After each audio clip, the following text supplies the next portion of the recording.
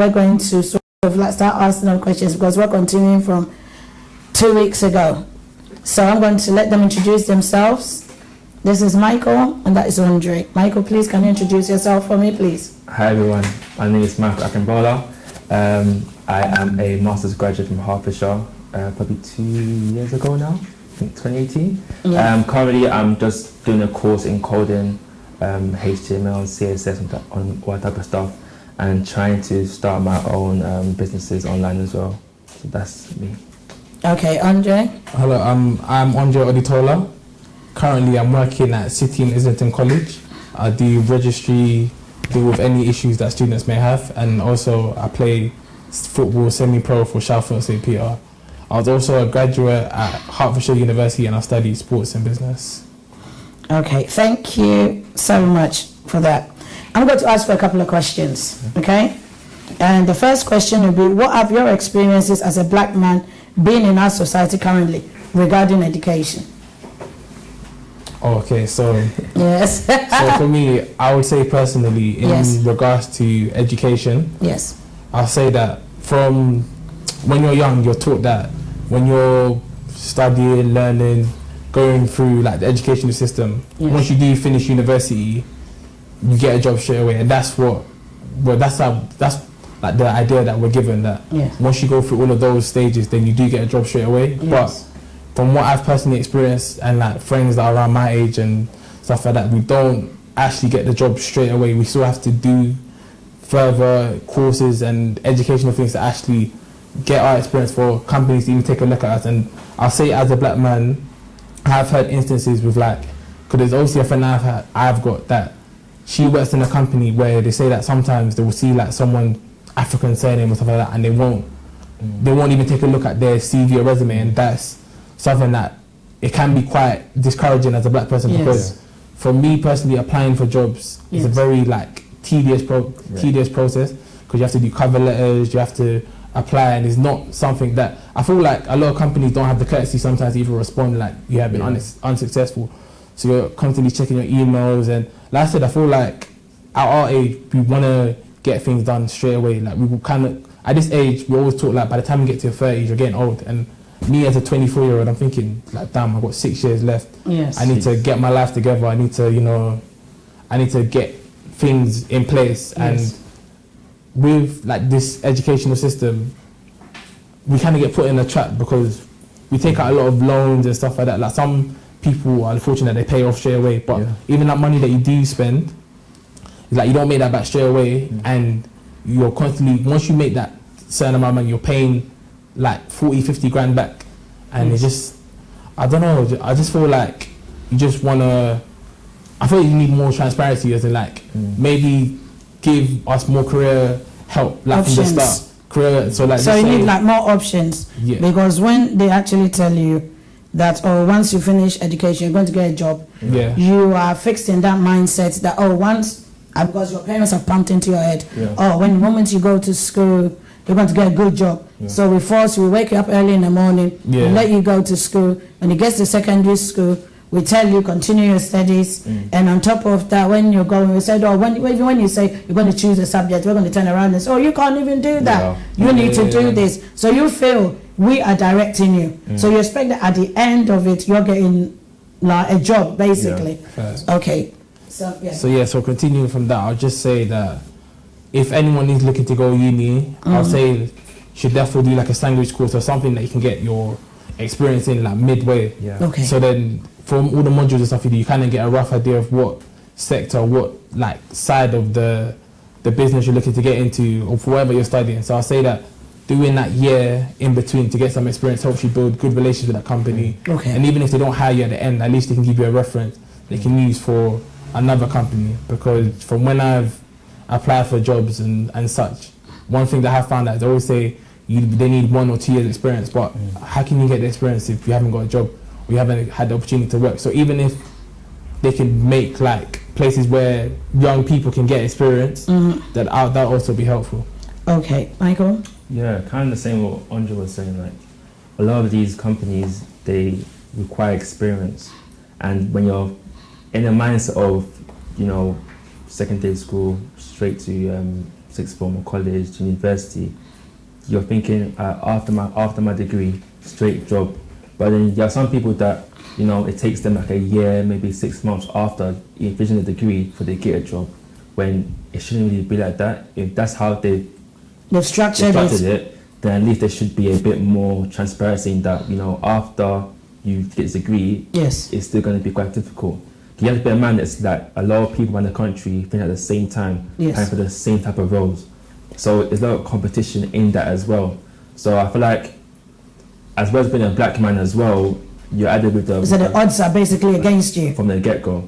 And it kind of goes down to that, the whole system and how the system is for education, yes, but then how it is for the black man at the same time. I think they're quite different in terms of the paths we go on. For me, I had a prison master's, and I was thinking straight away, I'm going to be on like 30k, I'm going to 35k a year, I'm going to be living a good life. And it's not going to be living a good life, yes. I come out and then it's still, people are asking, experience, how much do you have? And I'm like, well, I don't have any experience. I've got the knowledge, I've got like the knowledge that's better than half the people that are here right now. Precisely. And then I think I went to an interview one time, and this person was like to me, I know the interview. Yes. I was like, okay, we want you. I go back to the recruiter and like to me, for some reason, they said that they can't take you because of my business. I told them that I have what business? I have business on the side. I was trying to start a business on the side. So they're like, for some reason, even though I told them that I'm finished, I'm picking up somebody else, they were like, can't take you because they feel like I won't be as committed to the you really be as committed. And I remember me like saying so many times, saying to myself, saying to them that I'm ready to put everything aside, I'm ready to have a career long term. And then that kind of gave me like kind of disheartened because I was like, wow, like they said they wanted me, said I was a good candidate for this person, yes, for this job. And even at the very end, they didn't say no because of some fake, like... It's like they made up, you feel that it was made up. Yeah, 100%. Because at the end of the day, you didn't say, because I know they'll say, if you've got a job, if you've got a side business, would it interfere with you working here? Yeah. And I bet you would have said, no, like that is something that I can do on the side, which would interfere in my stuff. So for them coming at you and telling you this, you're very disheartened. Then you're sitting there thinking, I'm going to say, why? Because if they're telling me to get an experience, because if you're doing something on the side, yes, that is supposed to show your diversity. Yeah, you're trying to that you're flexible, that you can do things on the go, because you're not sitting there. Do you understand? So if they're not coming at you that way, you're actually thinking that these people, what are they playing at basically? Is it because it's like they're trying to make you feel as though all the effort that you've put in, that you end up asking, so what's the point, basically? Exactly. And I feel like it then pushes you to go down the road of doing your own business. Yes. Because then you know that you don't have to go through that whole, that whole process. And I feel like that's where I'm at now with the coding, because coding kind of gives you that freedom to kind of do what you like. It's a quite in-demand skill. Yes. So no matter where I go in the world, I know that I can get a job here. And it kind of goes down to, like I said, education. If I had known that when I was probably like in secondary school, I would have stopped. You would have gone through that route. Exactly. And not because to you find that as you've acquired the knowledge, but you've gone down the wrong path. Exactly. Basically. Exactly. Because you didn't get the structure whereby they said, if you do this, you would not get this. So it's more like you've done that, and they're telling you, I'm gonna say, even though you've studied, you've got the qualification, you've got everything. Sorry, we can't help you because you're doing something on the side, which is very hypocritical. Yeah. And you see, and this is where I think sometimes as parents, we want you guys to specialize. We want you guys to go into a field. Like because yesterday we spoke about, you want to be a doctor, you want to be a lawyer, because at the end of the day, but even being a lawyer or solicitor in this country, I don't think you actually do get that chance. Because as a black person, you have to struggle. As a doctor, they don't have a choice. Yeah. Because if you specialize in your field, people will get sick and they'll definitely have to come to you. There's no option in that. You understand me? But as a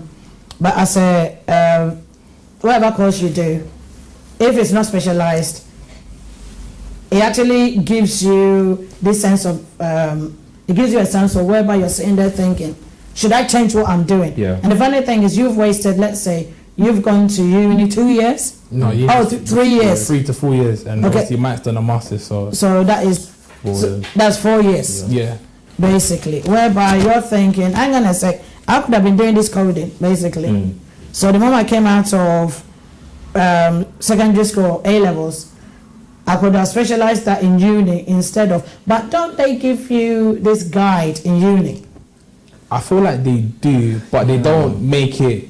I don't feel like they promote it enough. I feel like they have it there, and obviously, like once you graduate. So I had a couple of phone calls after, and they're like, "Oh, if you need help with a job, come down to the uni, and it'll give you jobs and stuff like that." But I feel like they don't promote it as much because I feel like they know a lot of students are going to be struggling finding jobs, and it increases the. I feel like their workload is so much, so they keep it quite low key, and they will only help maybe a few people like get jobs within the university, but I feel like realistically it's hard for them to help everyone. Like I feel like they can only help the people that probably get to them first and do actually know about it. But I feel like if they had more facilities to help more people, I feel like that'd be helpful. And like I said, I feel like as a black person, I feel like we need to build within our own community and actually like us to have our own graduate schemes. I feel like we always look to other companies to employ us, and we're basically fighting against other people, other races to get to those jobs, and like it makes it difficult. So I feel like if we can build within our own community, I feel like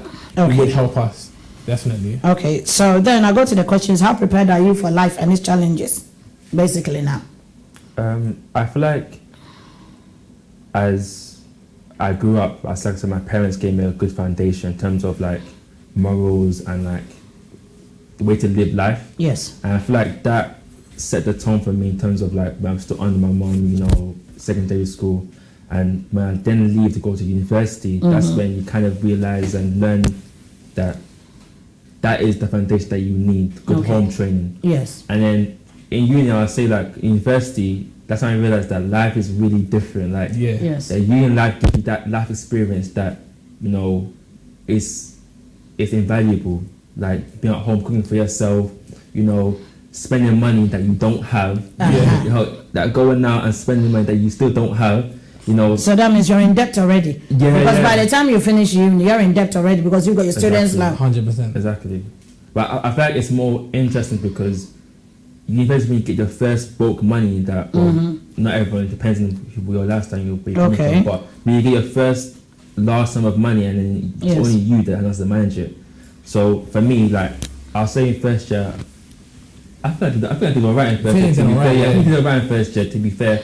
But like, I have friends that were literally like a month down, there was asked to like come home, like where's some money, like no, eating noodles, eating toast, like yes. And it kind of, I won't say it goes down to home training, but I guess it goes down to like how educational system as well, also. Yeah, because I feel like as young people, I don't think we have enough financial literacy, like whatsoever. 100%. I feel like there's a lot of times where, like I said, when I was younger, I always said like, Mum, you'd be like, okay, like make sure you save. And I remember you guys asked me, why should I save if I'm still going to spend the money? I remember so I remember I had that talk with like Smiley. I was like, yeah, like why am I going to save if I'm going to end up spending the money anyway? So like, what's the point of saving it? But I feel like the educational system has to teach young people, and even like me playing football as well, as like young footballers, like actually how to take care of the money, because there's a lot of young boys that I know that sign like professional contracts from young. They buy a car, they go out clubbing, they spend their money on so many things. But I feel like if you don't have knowledge of why to save the money, and no one actually tells you why you should save it, rather than just saying save the money, I feel like by the time you do go to university, and I feel like you'll be able to manage the money a lot more better, rather than just saying, oh, I've got a lump sum of money, let me just spend it because I know I'm going to get a next installment. But I think past those 3 years at uni, because if you save some of that money, you can probably invest it in a business, because if you didn't know, if I was to know that I was going to get a graduate job straight after uni, I would have probably saved a bit more, and I'd be like, listen, Mike, let's just put our money together, try and create a business, do something just to, you know, like it would be something to fall back on, rather than us just thinking, let's just finish uni, get a job straight away, 25k, boom. Okay. But do you know that it's very sad that your young counterparts feel the same way as you, because you've actually finished 2 years down the line Yeah, 3 years. I finished in Okay, 3 years. 2017. Okay, 3 years. You finished 2018 because you did your masters, Yeah. and your young counterparts What do you are still feel the same. Isn't that a way that you guys can actually educate the younger ones that are coming up, or sort of like go to the education system and say, you know what, these are some of the stuff that. You know what it is? Like, No. like I said, like I feel, me personally, I've got an unpopular opinion from actually going to uni. I feel like after I complete uni, I feel like I'm happy that I've done it to say I've got a degree and I've done it for you. But So that is- but I'll say that if anyone is like someone that's like they're caught between going to uni, I'll say that if you can do an apprenticeship, do something that's a specialist skill. So like the way Mike's doing coding now, Yes. like if you do a specialist skill, Yes. you're only competing against people in that Definitely, bracket, yeah. Yes. and like no one else can come from the side and take that job from you in a sense. Because for me, that's doing sports and business. Like someone that's doing science degree, any degree, they can come and just apply for a business job without any problems. Like Yes. you don't have to have a special degree to apply for business. I feel like the only specialist role within Yes. business is HR. Okay. Where you need like a certificate for that, but everything else, anyone can apply for a business job. So I say the younger generation, I say look for a specialist skill, work on that skill, Yes. be like, because I feel like those skills, you become more employable and you're more of an asset to the company. Yeah. Like just being a good business person, stuff like that. I feel like those are skills Okay. that you can just learn by yourself. Like someone like Alan Sugar, he didn't go to uni and stuff like that. Like Yes. he's literally just developed it off the street and Okay. he progressed his own skills. And like I said, that reading is, Yes. is key. I feel like you need Acquiring knowledge. acquiring knowledge, yeah. But I feel like with uni gives you access to the books, Yes. stuff like that. But like I said, that the biggest experience I took out of uni was life skills. Okay. For me to fend for myself, to do things independently. It seems that you guys are resonating the same thing, that is life skills, life skills, Yeah, life I skills. think that's You know, important. I'm not actually saying, oh, I went to uni and the education has helped me move forward. It's going to help me get to my 30K and all that stuff. No. It can, like, in an ideal world, because like, obviously I know people that have come out, got a 30K job, Yeah. but the thing is, it's not enough. Like, it's not so many success stories that you hear. And a lot of people that I have spoken to have got those jobs, they've had the experience, they've done like a sandwich course, like they've done like a little placement, in between, like and I feel like networking is so key. If you don't network, because I feel like even if you don't have the qualifications that at the time, if you have the right connections, if someone can get your foot through the door, you can say the right things, you can push your way through there. But I feel like just a degree paper, slap it down, it's not enough. Like people will just see it and be like, okay, he's got a degree, that's cute. Like I was saying, it's like I said, God, it's cute. Wow, we make it sound like a puppy. like you'd be surprised how much I'm surprised myself with how much I've learned outside of uni. Really? As opposed to 100%. in uni. Like my masters, like I found the exact same thing kind of knowledge wise on Udemy. Like the way you can find that courses and stuff. Like, and I realized that, you know, I spent like 10K on something that I could literally learn, spend maybe £200 on. Oh, you get what I'm saying? okay. So it's like they make you feel that uni is the only way to find knowledge. And it's 100%. not. You can find literally a lot of these things on like the internet. Okay. Literally. So that's why I would say that university thing wasn't about knowledge, it's more about what I learned, kind of life skills that I take from it that I use in my day-to-day life. And like I'm a chef now because I put so much in university that. So oh, you're a chef now. yeah, I'm a chef. Right. like when we was together, we used to cook all the time and I'm a chef. No, but you guys learned how to cook, because I know that in our family, everybody cooks. Yeah. Like the men cook, the women cook. Why are you looking at me like I don't cook? Yeah, you cook. Okay. But it's like we cook because I felt that as a for money purposes, when you learn how to cook, you're able to manage your money. You are able not to be dependent on people. You know, you don't have necessarily, because takeaways are very expensive, and at the end of the day, you don't know what is in your food, basically. So with me, that is one of the stuff that my mother taught me. So I passed it on. Their dad cooked. Everybody cooks in the family. That's it. So with me, you know, when you say that, you know, when you say you go into a specialist skill and going into it, doesn't that makes it seem as if you're putting all your eggs in one basket, though? I say that it is, but those people that have the specialist skills can still like backtrack and still go for jobs that people that have degrees. Oh. So let's just say someone's a pharmacist. Yes. Someone that's a pharmacist or doctor, they can just come for a business role. Be like, okay, yeah, like cool. Like if you have enough, you know. So long as you've got enough interchangeable skills, because there's certain skills that you have, which we call intellectual capital, whereby like relational and human capital, whereby you've got a skill, but it's transferable, basically. So that's what you're saying. And so long as you can transfer it, you can transfer it to any other job. So long as you've got a specialist. Yeah, especially. But I feel like you have a lot more cards to pull out if you got a specialist skill, because end of the day, if you're a doctor, pharmacist, stuff like that, like I said, no one can just come and apply just to be a pharmacist. Yeah, exactly. Because there's like a register that you have to follow and stuff like that. Doctor, same thing. So, and like I said, I feel like those jobs have more security, because I feel like once you go through all that hard graft, you're almost guaranteed a job. And well, that's how I see it anyways. Okay, so by saying that, there's an organization, and I'm going to ask you, there's an organization called BASE, okay? What BASE does is, they actually help the youth by developing ideas, or if you want to start up a business, okay? They're one of the sponsors of this organization. And what they do is Auntie Jackie that is doing it. She's a master's student, she's a teacher, she's going through all these educational processes. And what she does is, everything that they do is to help you guys find a detailed business plan. They understand me. They have marketing and financial advice. They got potential investors. Do you think this organization, if it's incorporated into like secondary schools? Yeah, secondary schools, definitely. It would actually help, because what they do is they actually bring out your skills that you have. So as you're saying, there's going to like the coding courses that you're doing. It's like they'll look at somebody and say, okay, there's not everybody that wants to go to uni. There are people that want to do vocational courses and stuff. So vocational would interpret you want to start up your own business. These are like the organizations, but her organization, with me, the reason why I recommend her is because she's been through the educational system like me.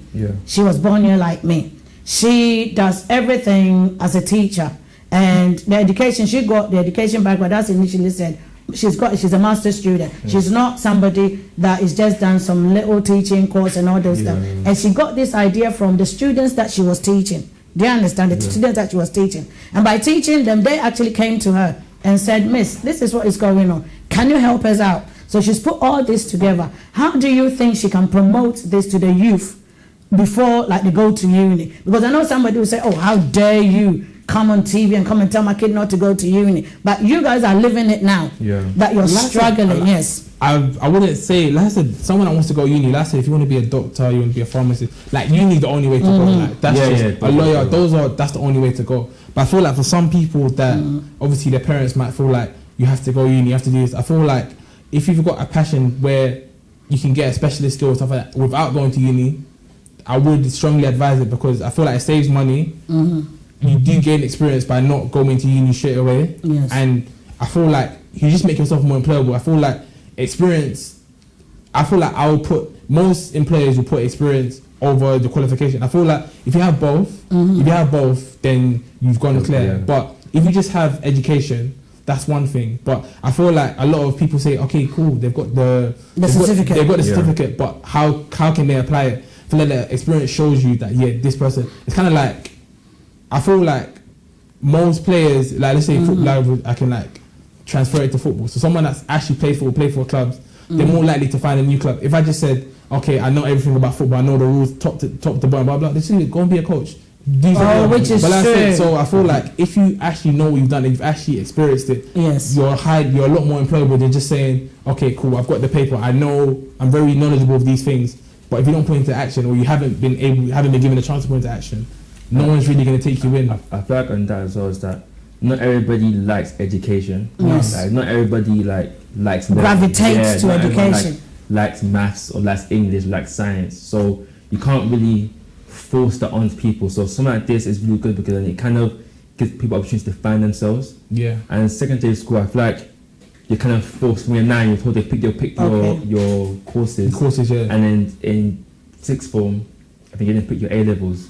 and you're kind of forced into like a bracket of, you know, 3 subjects. You're like directed into something you don't may even like too tough. Yes. But something like this will kind of give you that freedom to explore what you actually love to do. Okay. And then having a passion for something will kind of motivate you to do it more and put more effort into it. So that, I know some people that love music. Yes. And you know, and people say music's not be like a profitable thing, but that's their passion. Yes. And if they're given an opportunity in sixth form to maybe pursue that and had all the as knowledge, as a vocation and all knowledge, they might have educated themselves to a higher degree with their passion, and then probably gone further with it than somebody that was pushed to do something they didn't want to do. So I feel like there's something that's really good. Okay, so with that, the CEO of that organization is called Jackie Obing. Yes, her phone number is 07399 876 417. What I'll do is, at the end of it, I will still tell you, because I realize that the youth, to be able to empower you guys, we need to direct you. We don't want you to be wasting time doing things that you guys feel that currently is not even actually aiding you. You understand? No, it's true. That's the way that is. Okay, so now, coming from an African heritage, yes, does all the things that you do influence the decision that you make in terms of, like, if you're going to go and do something, do you feel you need that accolade from your parent to say that, you know what, or let's say they're doing something that is wrong? Do you, because I know initially you guys said the foundation which we have set is what it gives you the sense to make good decisions, right? Yeah. So now, in the African society, because I know when we were younger, okay, it was like our culture was very, very important to our parents, because it was like whatever you did, your parents would say it reflects on me. Now, when I see the youth, especially the African kids, because I always continue to say I'm first generation, he's second generation, you're first generation from your parents, how does that impact on decisions that you make? I think for me, like I said, I'm first generation from my mum's side, my dad's side. Yes. So I feel like it is not as strict.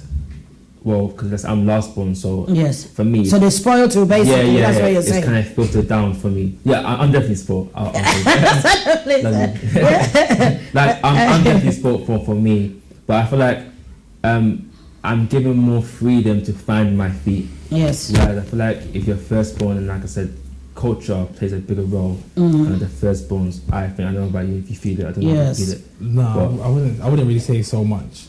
Like, I feel like my mum was like, if she was born back home, I feel like the culture would be a lot more heavier on me. But I feel like even though I'm firstborn, my mum still gave me the freedom to, you know, find my feet, like indulge in football, but also kept education like she made sure that education was like very important for me. So I said, I don't know, the culture thing is a bit like, you know, I feel like as you get older, I feel like the culture kind of it doesn't funnel out, but I feel like the older you get, your parents don't impose on you, they kind of make it more as a choice, whereas when you're younger, they'll be like, this is how it needs to be done. Even like when you told me, like, because I'm left-handed, like you were born left-handed, and my auntie beat me till I started using my right hand because they said it was disrespectful. They understand me.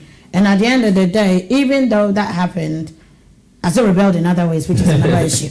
But no, I did rebel in other ways. But at the end of the day, that didn't actually, because me being born here and me being taken back and being brought here, there were still certain things that I still didn't sort of like stick to. Do you understand me? Because my dad was a typical Ashanti man.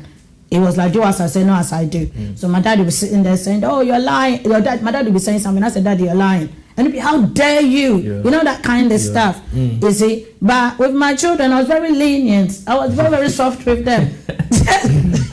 Yeah, right. No, there was no, it's going to be soft with them because I felt we lived, no, for real though, because it was like, I'm sitting there thinking, we live in a world whereby dog eat dog. They understand me?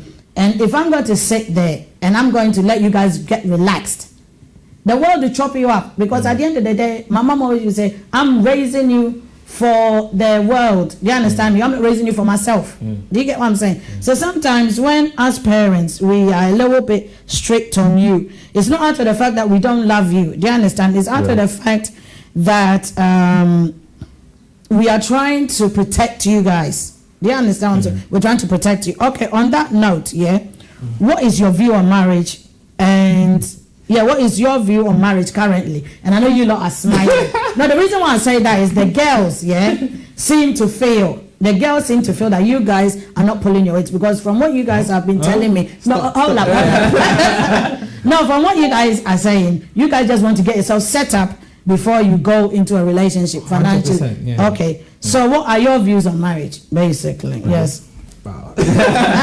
So I'll say personally, for me, I'll say that I'm excited by the prospect of marriage, but I knew there was a back coming back. But from seeing like my cousin getting married, he got married last year. I would say like, how old was he when he got married? I think Christopher's 26 now. Oh, okay. 26, But I would say that getting married early, there's a lot of financial implications. So I feel like if you don't have the finance for marriage, I'll say like don't rush into it. And I feel like in our generation, I feel like marriage has now become a thing where it's just kind of like to show off and float, rather than like the whole, the commitment aspect of it. Yeah, like the religious thing, as in like you become as one, like two becomes one. I feel like it's more of like a celebration of the relationship, and that's it. Like for me personally, that is something I am looking forward to, but I'm in no rush to. Like, thank God, I can see myself passing out already, but that's another issue. But I'll say that definitely with marriage, it's something that you should take your time with, because I feel like with every person just wants to get married once. You don't want to have multiple partners. You don't go through divorce. I feel like the person that you get married to, that's the person you're going to be with for the rest of your life. So I feel like it's something that you should take your time with. I feel like you should get yourself on your feet. Like some people say that, get married, deal with finances later, but I feel like get yourself on your feet, get yourself, because at the end of the day, like get your mind right, basically. And I feel like one thing that you learn as you get older, you have to learn to have like happiness within yourself. Don't let your partner be part of your happiness. Let them be an addition to it. Okay. So you can't share happiness with that person. You kind of have to have your own happiness, because the thing is, a lot of people do become dependent on somebody's on their spouse or whoever they're with. So I feel like you need to find yourself and also be with that person. So I'll say definitely take your time, make your money. Just like obviously you got build together. Then obviously when the time is right, then you get married. I think me and Jan had a conversation a while ago. And we were talking about how it's a mindset. I feel like a lot of our generation lost the mindset of commitment. Like obviously, like you're in a relationship with somebody, and then I think we see as with a relationship with somebody, that is the playground for marriage. Like you have to do the same things that you would expect in marriage in a relationship. So that the commitment level, you can't just tell someone, it's over and that's it. And I think we had a debate where it was like, we're talking about that. At what point does your mindset change from I think mindset change from being like to marriage. Like let's say now, like you're married to somebody and then they, you break up with somebody, and then you let them go. At what point then, let's say you're now 28 and you're in a new relationship, at what point do you then say, no, I've got to hold on to this because this is not my wife? Like you need to work on that and like go through these. Like I was saying that it's a mindset of like where we are growing up. Like, I don't think it's more of a mindset that is more of, I would say there's more to do with compromises and the way you've been raised. And the reason why I say that is, from my experience, sometimes in relationships you guys will grow apart. Because there'll be things that, let's say that when you were starting off, there were certain things that you let it slide. Like the woman doesn't know how to cook. Because I always tell my kids, make sure you find a woman that knows how to cook. Make sure, I do, because I cook. Because I remember, and I remember my younger son was saying, the woman will come and then you help her cook. And I goes, I ain't a mom. Because if I've taught my sons how to cook, the woman is supposed to have some premise of knowing how to cook. Do you get what I'm saying? So you need to know, she needs to know how to cook. You guys need to work together as a team. Because if you've got a woman that you've given her money for the house, like £1,000 to pay the mortgage, pay the bills, and she's buying £300 weave, you have to be able to, that's my point. Because you guys are looking for a Beyonce kind of type of woman that she's all slick, you know, makeup left, right, and center. But at the end of the day, when does that? Because the person has to have this sense of working together whereby you can build. Because you're not just building for you, you're going to build for your family, because you're going to have kids. You're going to build to your future, for your future. You're going to build that by the time that you get to a pension age, you've got enough money, because you guys have actually stated that you want to marry once. Do you understand me? So if you're going to marry once, I know, you want to marry once, in theory, it sounds fantastic. Everybody marries to, in theory. It's kind of like driving.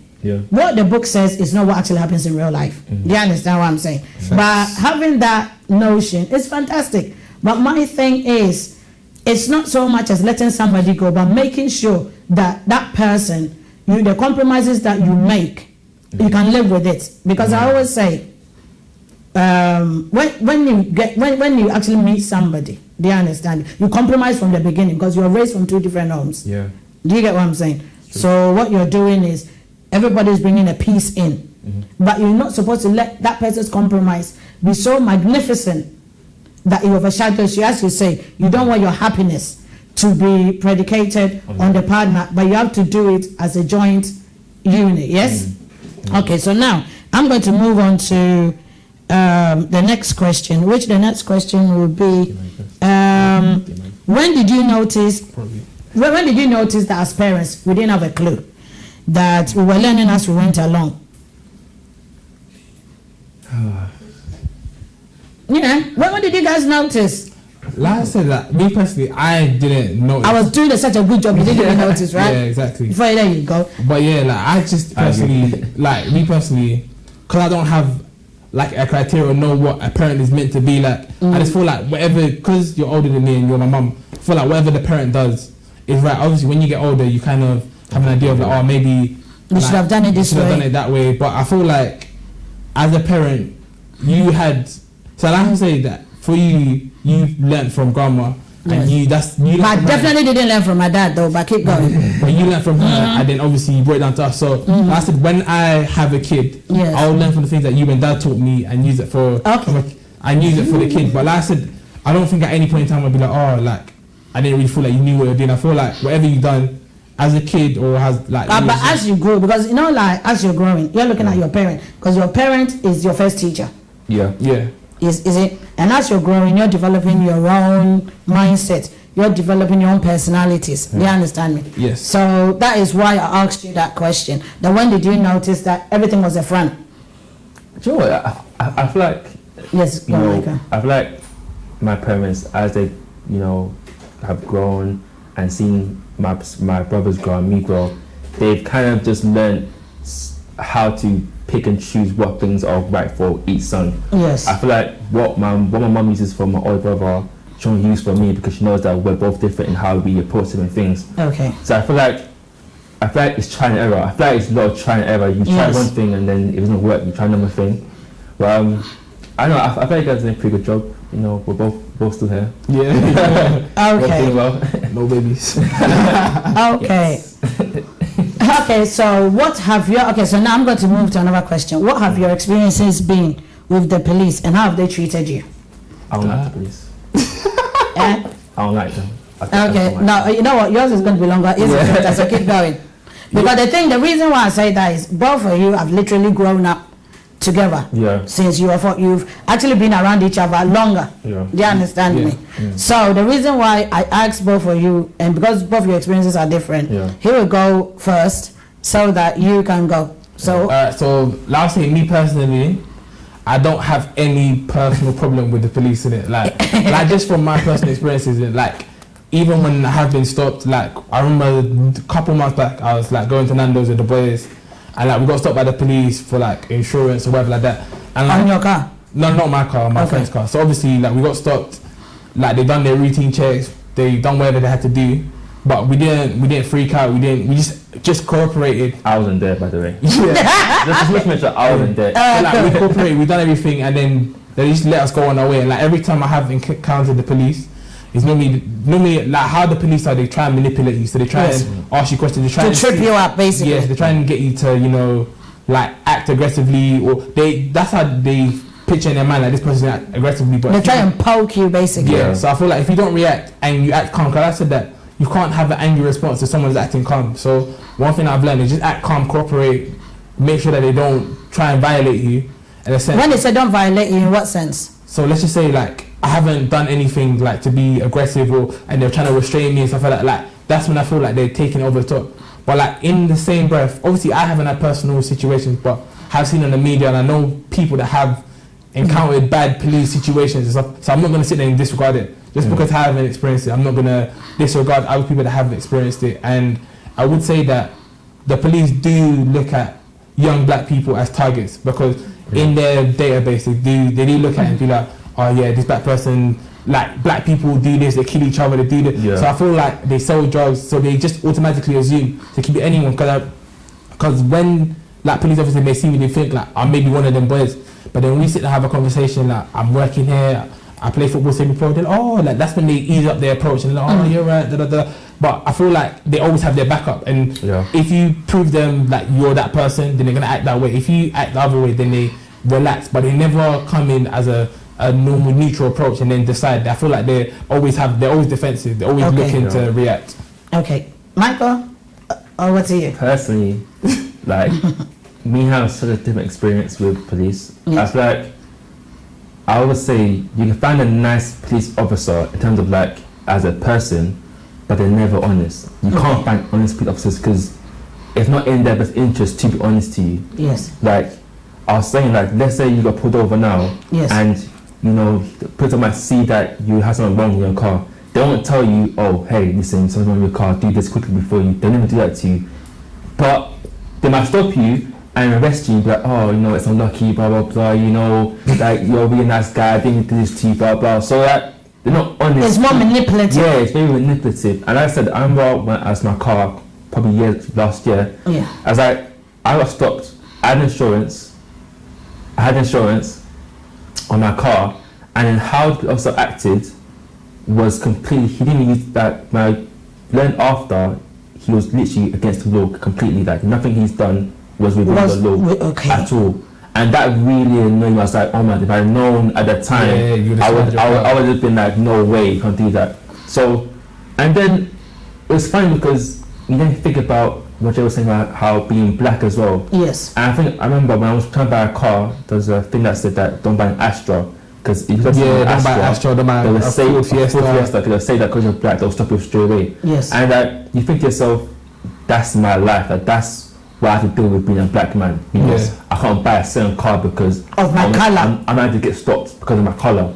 And, you know, being stopped and then being calm, I don't think it matters. I said to you, I don't think being calm matters because at the end of the day, no matter how calm you are, they're coming for you, they're coming for you. Regardless. And I feel like when you know your rights, they're even more angry, even though the rights is what they all govern by. Yes. So it's like, no matter what you do, it's a lose-lose. You know. Okay, so you're damned if you do and you're damned if you don't, basically.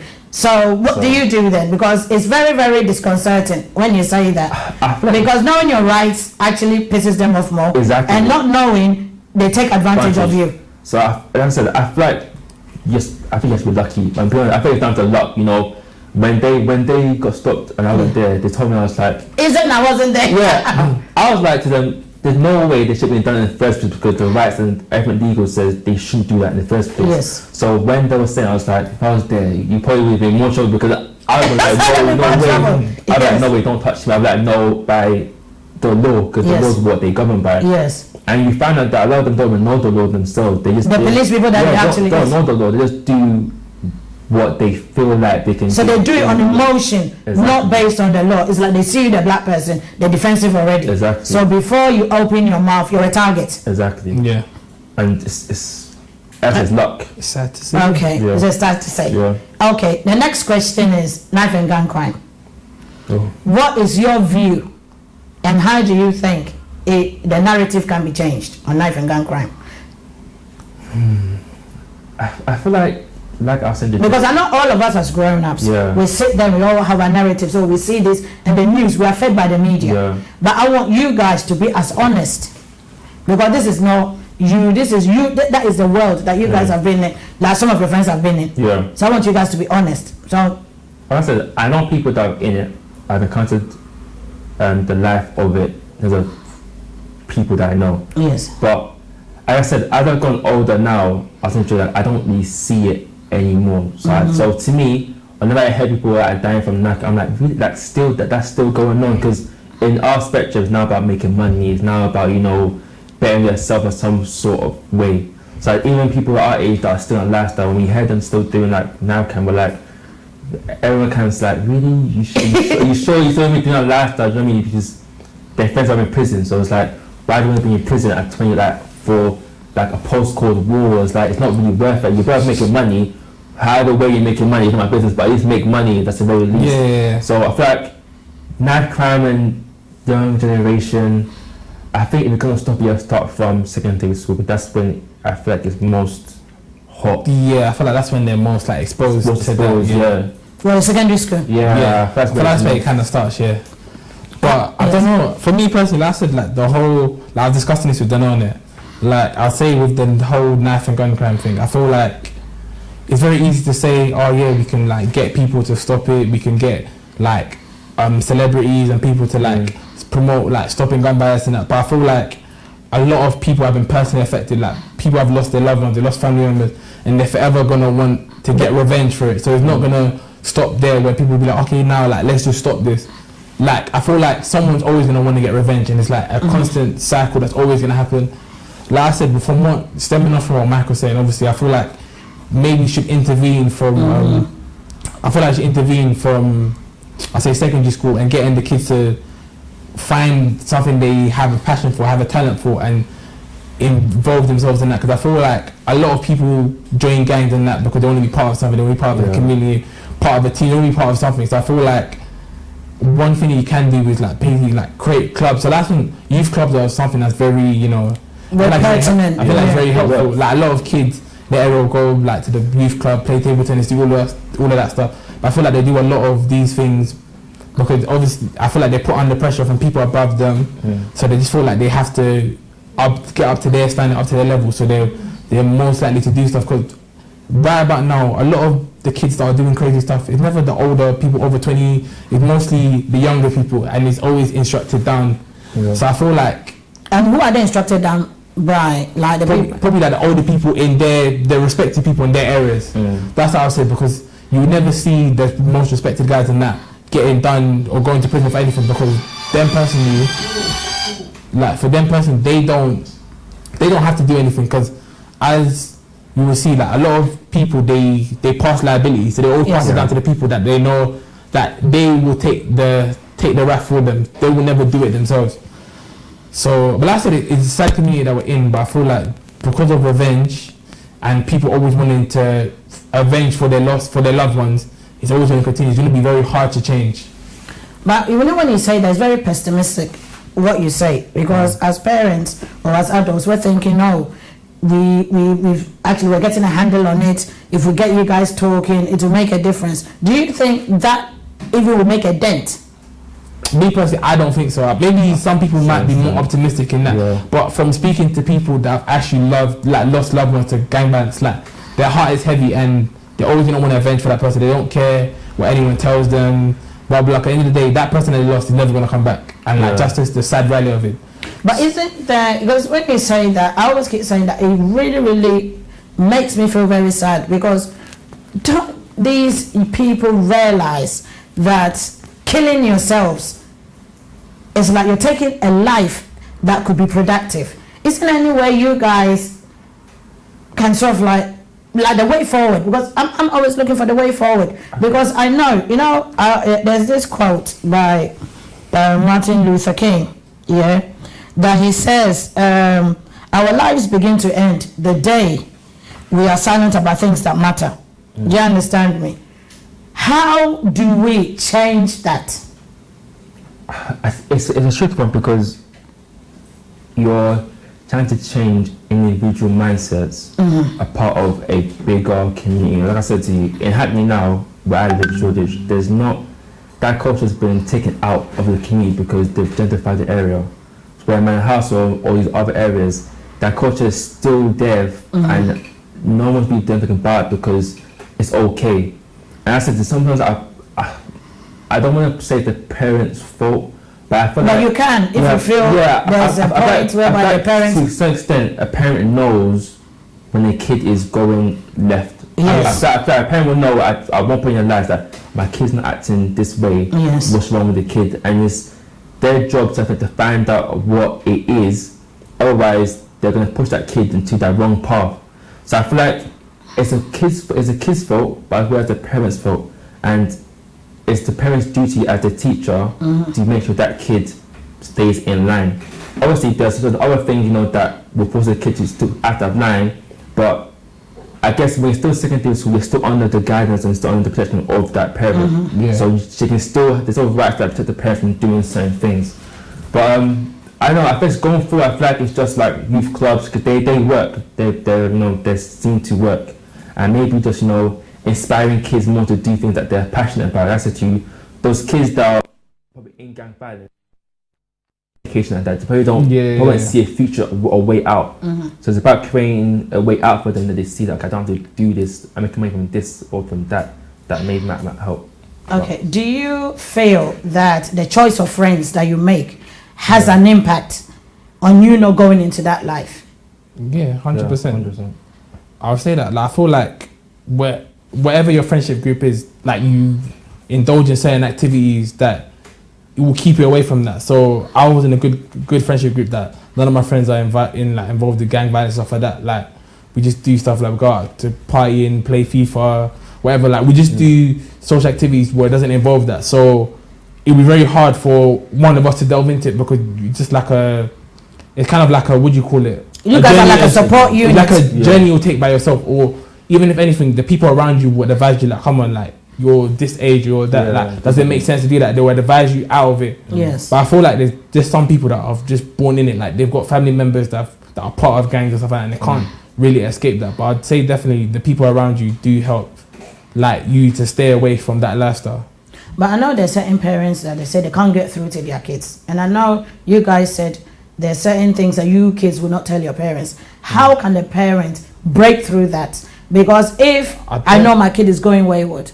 But I don't think a parent per se can help that. I feel like maybe older cousins and people. I feel like closest thing to parents, I'll say older cousins, and maybe even like aunties and uncles. Because there's some people that their aunties and uncles know everything, but the parents don't know. Okay, I'm one of them. Yeah. So they feel comfortable with telling that auntie auntie stuff. rather than their parents. But I feel like older cousins, for me, that helped definitely. And obviously, I'll say with that, and like, I don't know, I feel like with this next generation coming, I feel like as me, if I do become a parent, I would like to have transparency with my kid, where they can feel comfortable to tell me certain things, knowing that I can tell them that it's wrong, or if, like, just giving that comfortability, that platform for them to talk to me about things. But I feel like I said, back to when you talk about cultural thing, I feel like by culture, I feel like the parents in charge, and whatever they say, if you go against that, you're very scared to tell them, because you feel like you're going to be disciplined for it. So you'll just rather stay away from that.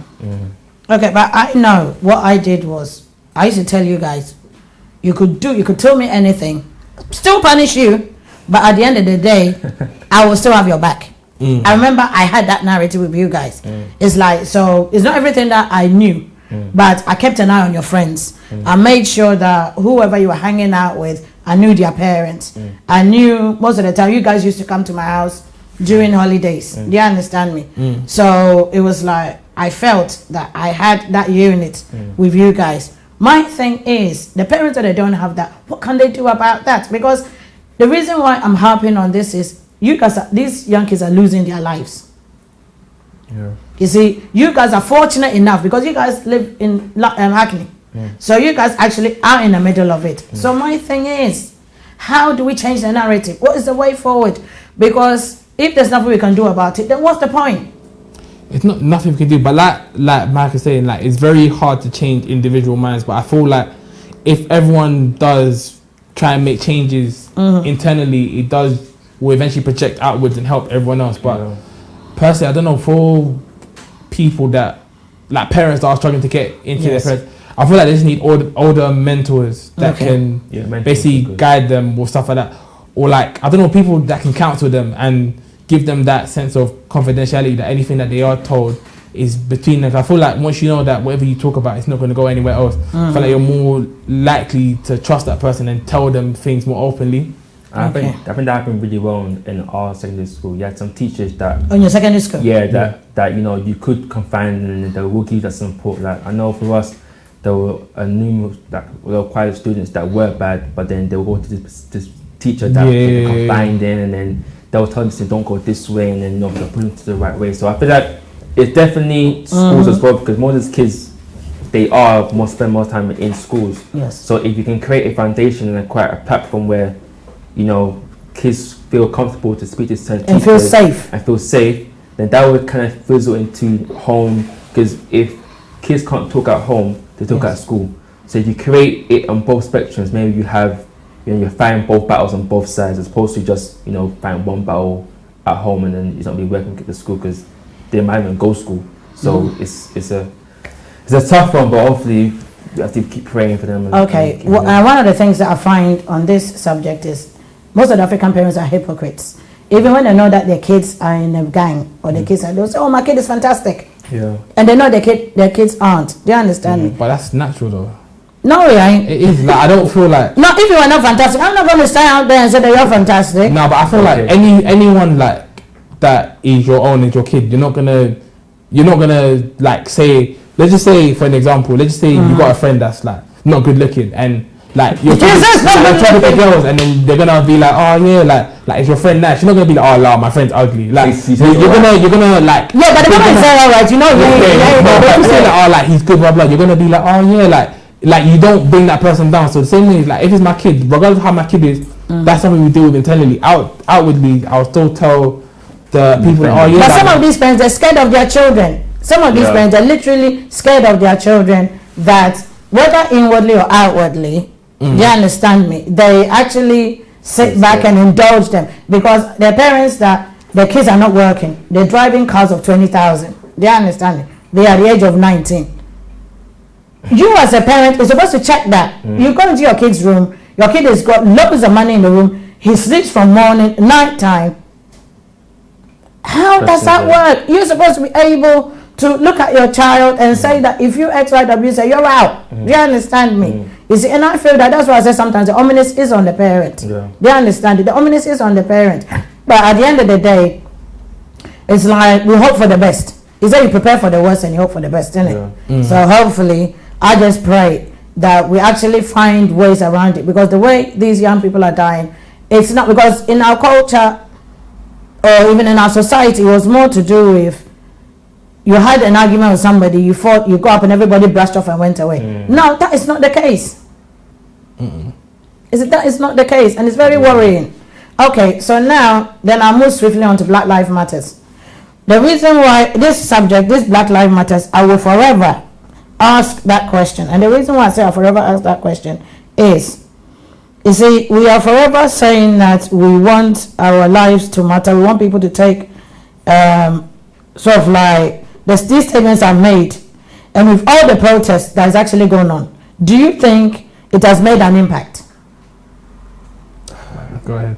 I feel like it was like a wake-up call to a lot of people who were naive to it at the beginning. Yes.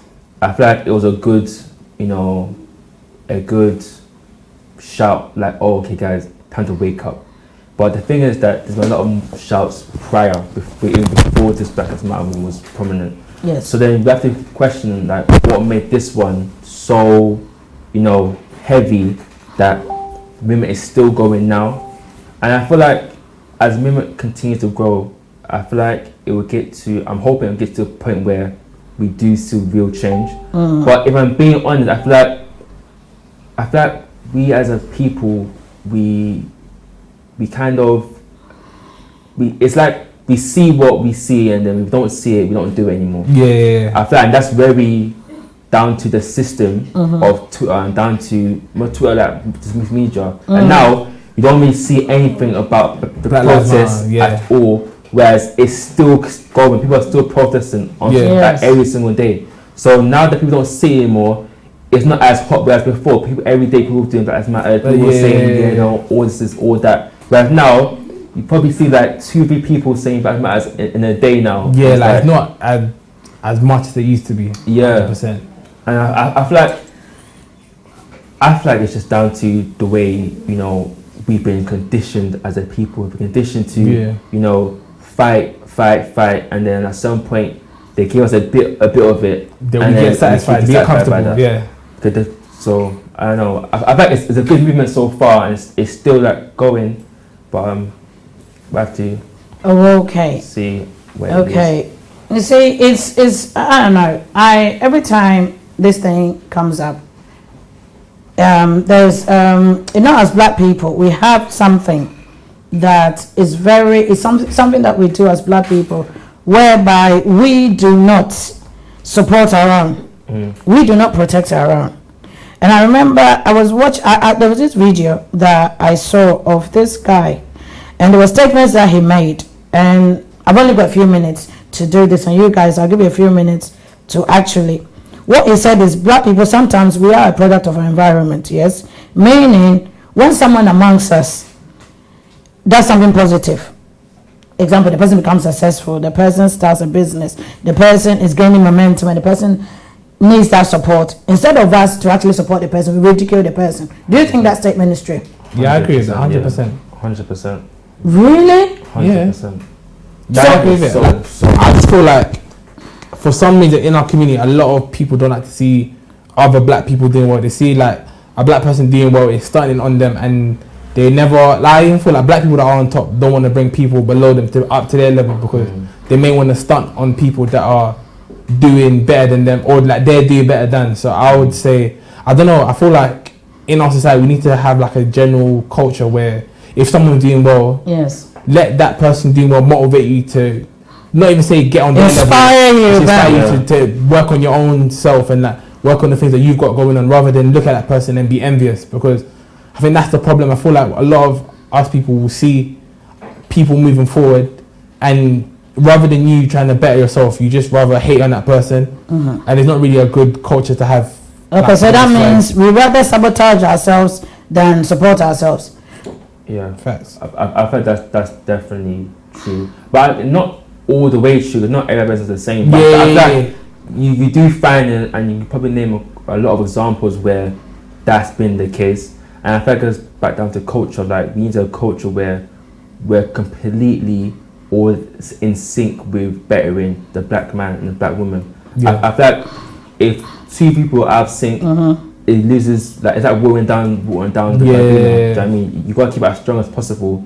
Otherwise, people don't think it's as powerful. Because do you know that in the white society that we live in, because we live in a white society, even though we are Black, do you know that they actually regulate us as Black people? Because if you look at the Oscars, you have so many Black actors and stuff, and yes, so what do? You just only have one Black person at a time. Why don't we use that, us knowing what we do, why don't we use that to build ourselves up? Because it's just that, it's really, really, I don't know, sometimes when I look at us saying that we want to build our society, we want to be empowered, because that's what I'm saying, that what I'm doing is to empower you guys, and you're seeing the same thing that my generation is seeing. So that means nothing is changing, because if you're seeing what I'm saying, because when I ask a question, I'm supposed to feel that, oh, what you're saying, or you're seeing a different aspect to it. But if you're seeing the same thing that I'm saying, then wow, it's very worrying. Okay, now the show is going to come to an end, and I am so grateful. But we're still the same topic that we're still, because I want to do a follow up to see when you got your jobs, you know, what is going on in your lives. Okay, now I'm going to thank you so much for coming down, and I hope you guys become mentors to the younger generation. Do you understand me? Because honestly, currently we need that, because my generation doesn't seem to be doing any better. Your generation seems to be doing better, and I hope that you pass it on to the next generation. Before I go, I want to thank my producer, Joe, nice one, and my sister dancer, my sexy woman. You know, every time, you know, I am so grateful that they're here. But before I go, finally, I do a food bank stuff called Daisy Beats, and we support COVID-19. And what we do is we distribute hot and cold foods. Do you understand me? And we do it on every Tuesday for the needy, especially for the frontline workers, and it's at St. Edmund's Hall. And we do this at 115 Hartford Road, Edmonton, N97E9. And there's two of us that you contact. The first one is Akosia Daisy, that is 07908 801196, and then you can contact me at 07903 494 681. But one thing that I want to really stipulate is the Omega House has been one of the first stations that promotes the youth. And I want sponsors to come and support this TV station, because I'm telling you, it's all over Africa. This station is not sort of like just in London. It's all over Africa. It's in Nigeria. It's in Gambia. It's all over. And I just want to thank everybody for watching. Thank you, guys. And have a lovely evening, everyone. Thank you. Okay.